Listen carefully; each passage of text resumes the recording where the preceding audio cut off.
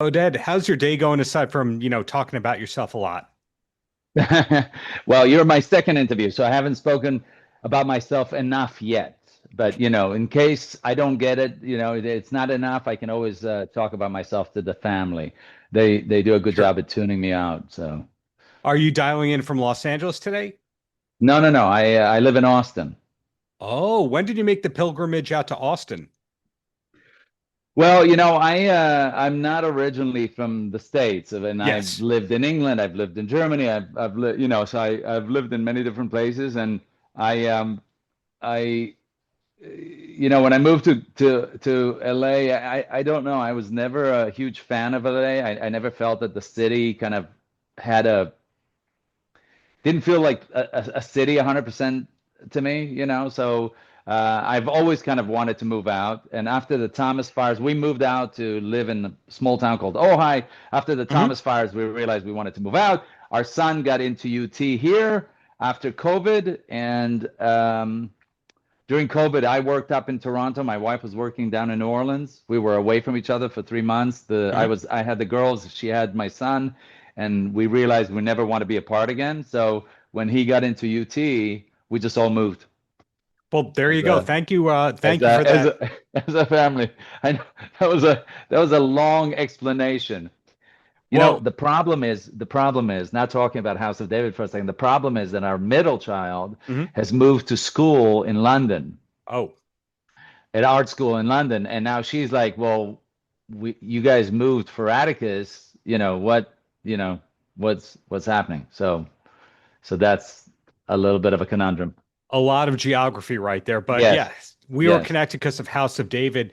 And yes. this is yet another honorable role that you've had because, you were the assistant director of Mossad, you were a assistant attorney general or attorney general, admiral and commander in chief in Star Trek. Is it a coincidence that you have two kind of commander roles back to back like this?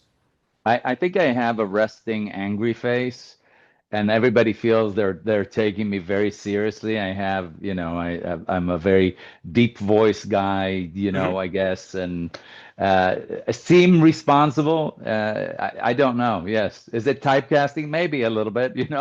It's I love it. I feel very blessed. Is there any particular prep that you needed for the Abner role? Yeah, to look back a little bit at the story and to get back to who is Abner a little more, find out a little bit. There's not that much information, and uh, we kind of follow as much as we can on House of David, but it's definitely not, it's not scripture. It's not, Hmm. it's a lot of it is what we imagine could have been, or what we added for dramatical effect. So you know, Abner is, we don't know that much about Abner. Abner is, w the way I try to play him and the way kind of I look at it and come to it is he's a guy that came from darkness, just came from a terrible childhood, was saved by Saul, Hmm. and was saved into this faith of Jewish faith, and became like Saul's brother. I mean, with their love for each other is very, very strong. And we come into the story where Saul just loses it. And when he's losing it, Abner in the first season, all he was trying to do is just keep things together, keep, put out the fires. And what's interesting about this season is what happens with Abner we start off the season with winning the battle. You have everything you want. This is it. This is what we needed, what we wanted. You're back to having your mind back. You're able to see things clearly, and yet Saul continues to destroy, be self-destructive, and make the wrong choices. And this is where Abner has to keep kind of asking himself, how far am I going to go? How far am I going to support this man? hmm. And I love that. I love the feeling of I have the loyalty for this man who saved me, who saved my life, but how far would I take it? How far will I go with it? The series is, of course, very internationally renowned. I think more people watch this show than the majority of shows that are on mainstream television these days. Do you find that the Abner character is received the same way all over the world?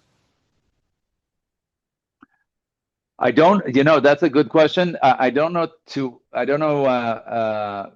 how to answer that. I've gotten nothing but positive reactions when I'm traveling Mhm. from anyone who's seen the show. So I don't, I've never went into depth conversation of how people perceive Abner, but I think the show does a good job of kind of telling the story and knowing Yeah. what you should feel about the character during any time. So this is yet another series you're on that kind of has its cult following because you're a Comic-Con staple besides, House of David and all that. When did you kind of see that your roles were so oriented towards cult followings? You don't. I don't think you ever. I mean, at least not me. I never went, and took roles because I thought they would be cult following, obviously. Right. I just took roles, the Mummy was practically my first job. I was just happy to be working.